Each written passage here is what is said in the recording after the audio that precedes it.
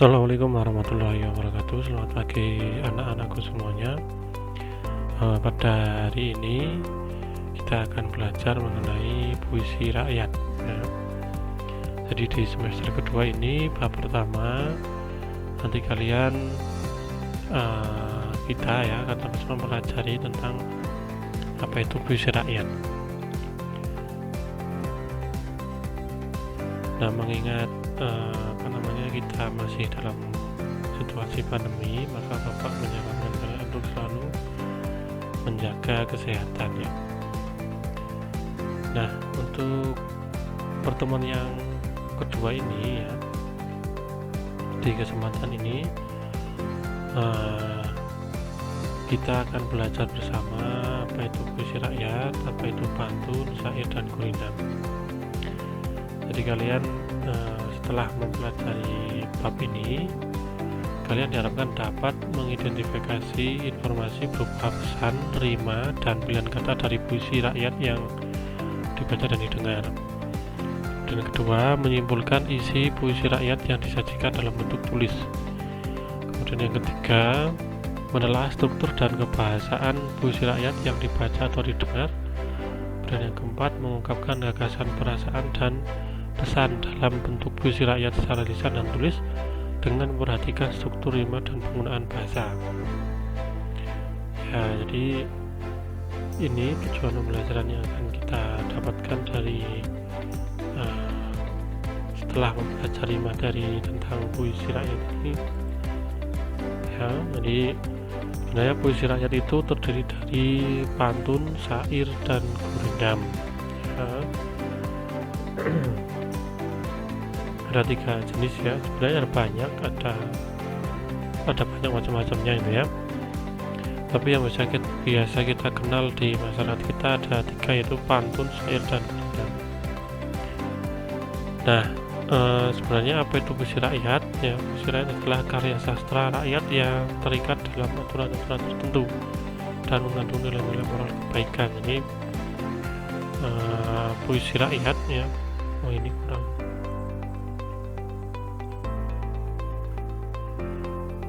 Puisi rakyat.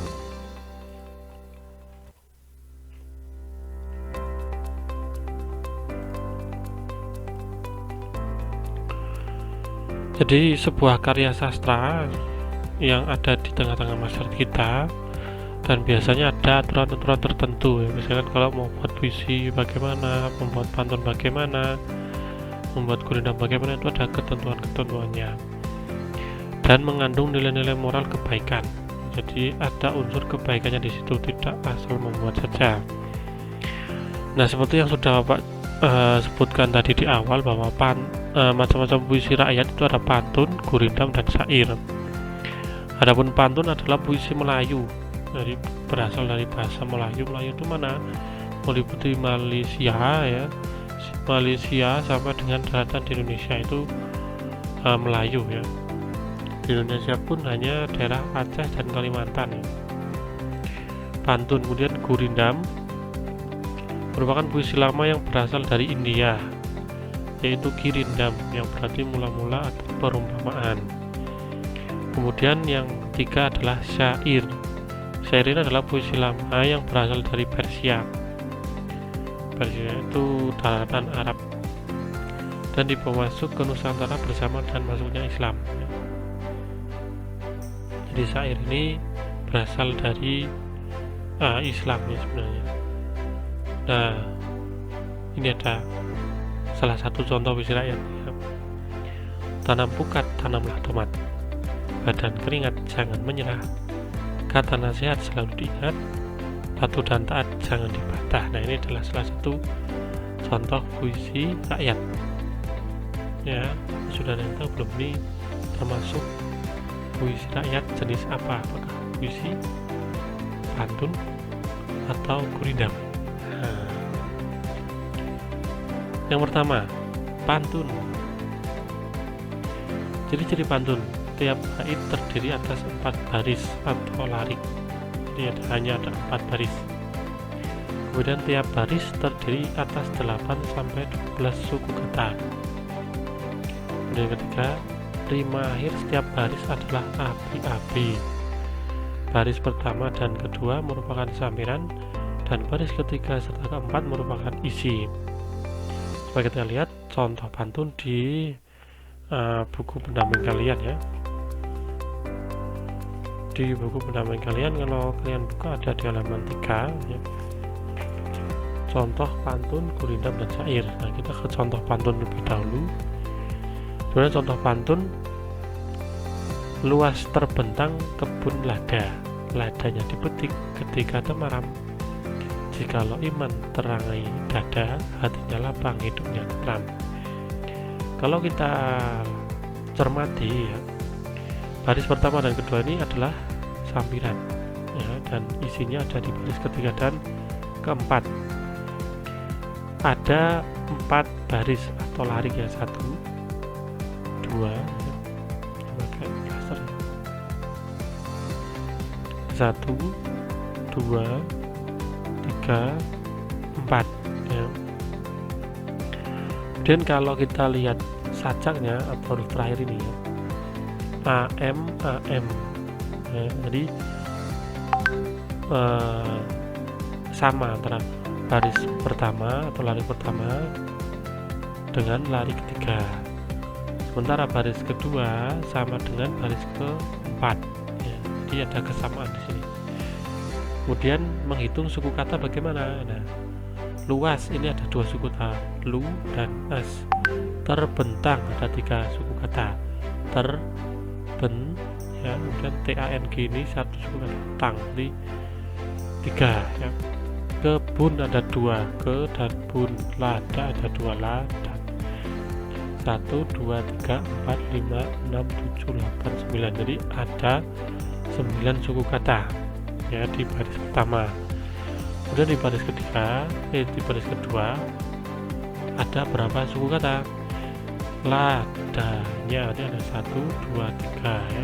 Ladanya dipetik ada 3 ya. Dipetik 3 tambah 3 6, ketika 3 lagi 9, temaram ada 3 lagi ya, ada 12. Jadi ciri-ciri ini ya, tiap baris terdiri atas 8 sampai 12 suku kata.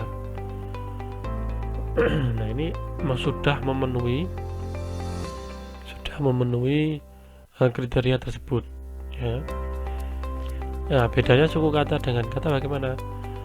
Kita lihat di baris pertama dulu.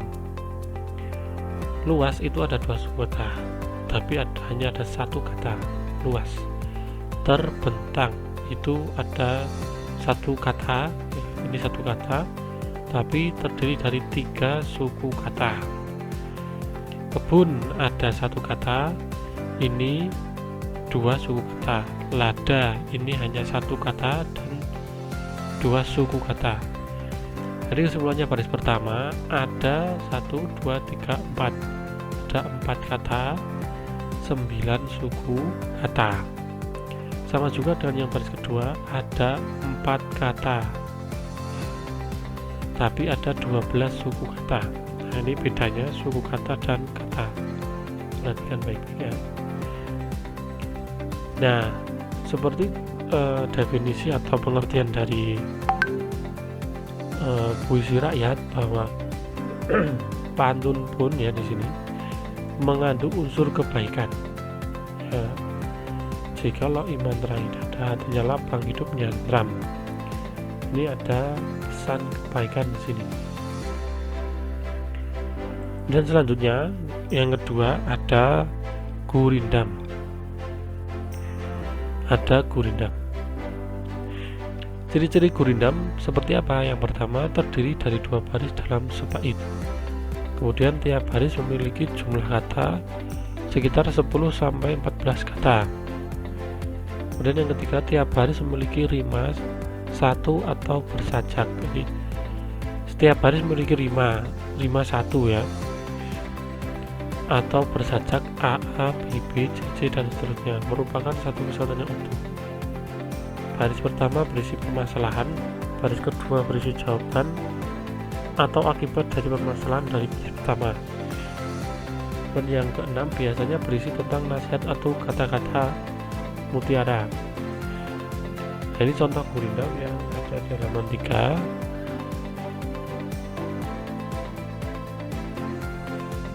Ya, bunyinya seperti ini. Cahari olehmu akan sahabat yang boleh dijadikan obat. Cahari olehmu akan guru yang boleh tahukan setiap seru. Cahari ini maksudnya cari ya, dalam bahasa Melayu. Ini contoh gurindam. Jadi kalau kita amati di bagian rima,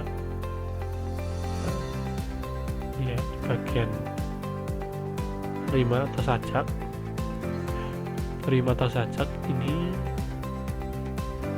gurindam yang bait pertama TT, dan yang baris bait kedua rimanya atau sajaknya adalah UU. Nah, ini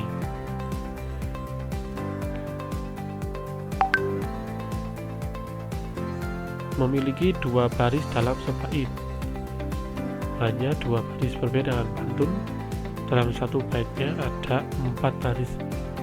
Kalau gurindam hanya ada 2 baris. Nah, kemudian untuk yang pertama, baris pertama ini merupakan permasalahan ya, ini ya. Kemudian baris yang kedua merupakan jawaban. Kenapa kita harus mencari sahabat? Ini karena ya kan, karena sahabat bisa dijadikan obat untuk mengatasi kebosanan atau yang lainnya. Kenapa harus mencari guru? Ya, guru ini ya, guru bisa ya memberikan ilmu di sini, tahukan tiap seteru, atau bisa dalam arti tahukan setiap seteru ini maksudnya adalah guru ini bisa memecahkan sebuah masalah atau problem. Ini ya, gurindam yang memenuhi unsur dari puisi rakyat yang mengandung kebaikan, pesan kebaikan.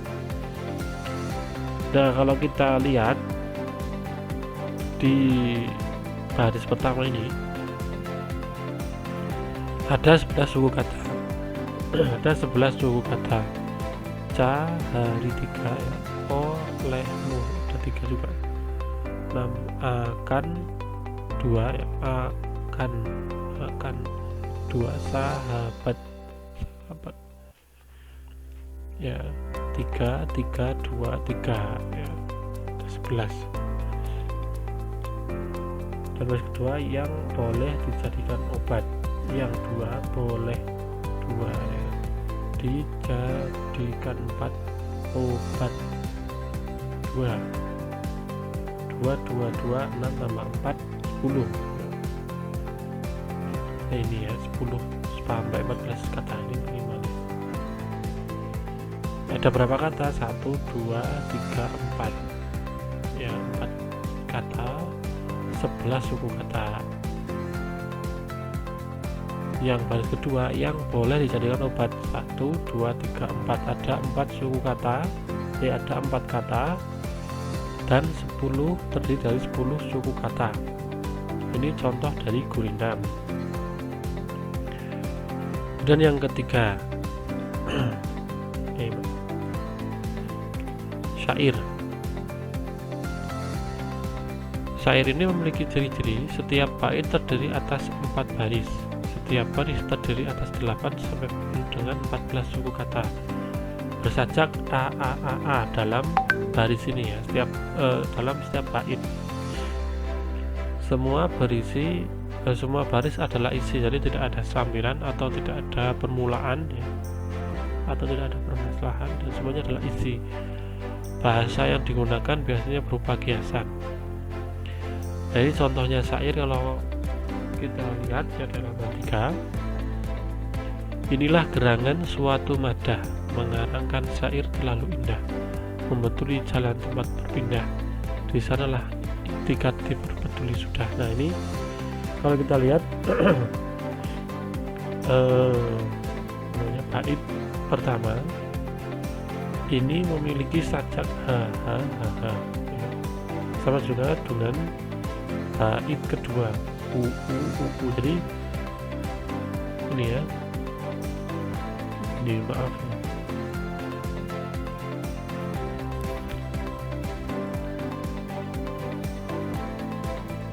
Jadi sajak yang pertama adalah ha ha ha, kemudian ada u u u u, kemudian setelah itu ada n n ya, ini n n n, kemudian u lagi n r.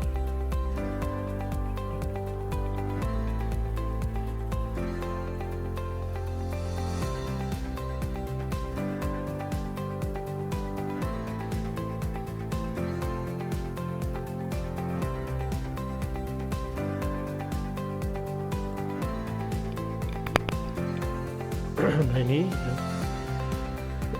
Jadi sajaknya ini ada berapa macam? 1, 2, 3, 4, 5 ya. Ada 5 macam. Hahaha ya, u u u u, kemudian n n n n, u u u u, r r r r. Setiap baris dalam satu bait ini memiliki sajak yang sama ya. Salah satu syarat syair harus sama.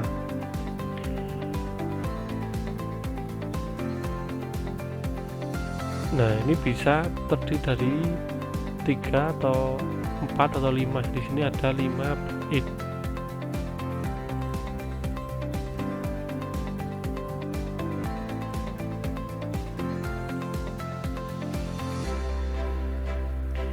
Nah kalau kita amati dari setiap barisnya ya, dari setiap barisnya ini, bahwa syair ini langsung masuk pada isi, tidak ada permulaan dulu ya, langsung pada isinya. Inilah gerangan suatu mada, maksudnya adalah ini sesuatu wadah ya, atau ungkapan melalui tulisan ya, mengarang syair yang indah dan membuat tulis jalan tempat berpindah. Artinya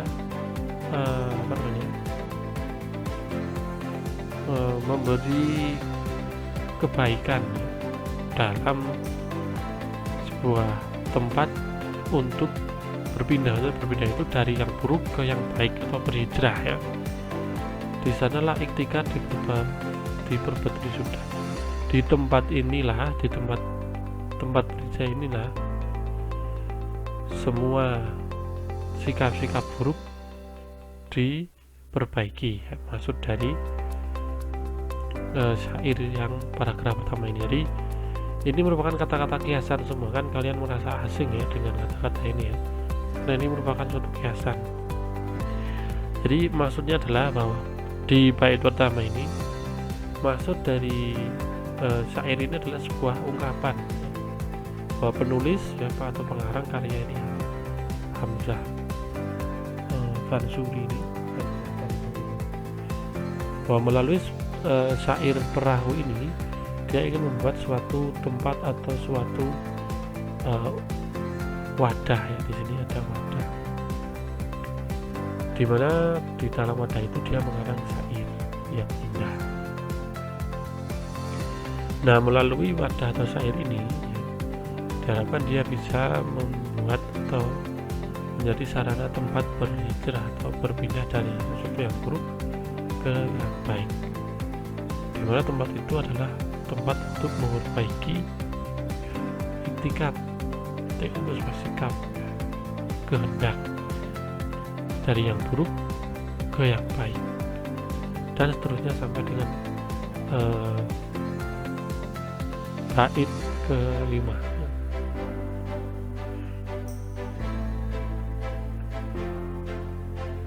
Nah ini macam-macam puisi rakyat ya. Jadi bisa kita simpulkan bahwa macam-macam puisi rakyat dengan ada pantun, gurindam, dan syair. di mana masing-masing puisi rakyat ini memiliki ciri-ciri yang berbeda. Kalau pantun ini hanya terdiri dari 4 baris dalam satu bait ya. Kalau gurindam dalam satu baitnya hanya ada 2 baris. Kalau syair biasanya dalam satu bait ada 4 baris atau 5 ya. 4 baris ya, hanya 4 baris. Kemudian kalau pantun sacaknya api-api, maksudnya baris pertama sama dengan baris ketiga, baris kedua sama dengan baris keempat. Kalau gurindam sacaknya AA ya, atau AA BB ya, atau AA atau BB CC ya. Jadi baris pertama dan kedua sama, 3, 4 harus beda dengan baris pertama dan kedua. Kemudian syair sacaknya harus sama setiap baitnya. Nah, meskipun pantun, gurindam, syair ini memiliki ciri-ciri yang berbeda, tapi semuanya memiliki kesamaan, yaitu sama-sama mengajarkan tentang kebaikan. Nah, jadi bisa kita simpulkan bahwa ini salah satu contoh dari puisi rakyat yang dinamakan apa anak-anak? Ya, pantun ya, karena sacaknya sama, TT sama, baris 1 dan baris ketiga, dan baris kedua dan baris pertama dan baris ketiga sama, sacaknya TT, dan baris yang kedua serta baris yang keempat sacaknya sama, yaitu HH. Nah, ini contoh dari pantun. Ya, demikian yang bisa Pak sampaikan untuk pelajaran pada hari ini. Nanti kalian diminta untuk menyimpulkan apa isi dari perlatihan ya. Latihan ini, latihan di halaman 3 itu isi apa atau makna apa yang terkandung dalam contoh pantun, contoh gurindam, dan contoh syair yang ada di halaman 3. Jadi setelah kalian membaca itu, kira-kira apa sih pesan yang disampaikan penulis dari contoh pantun, contoh gurindam, dan contoh syair yang tersedia. Ya, demikian yang bisa sampaikan untuk hari ini. Pokoknya kalian tetap harus semangat selama masih belajar dari rumah. Pokok minta kalian harus tetap belajar dan semoga sehat selalu ya. Assalamualaikum warahmatullahi wabarakatuh.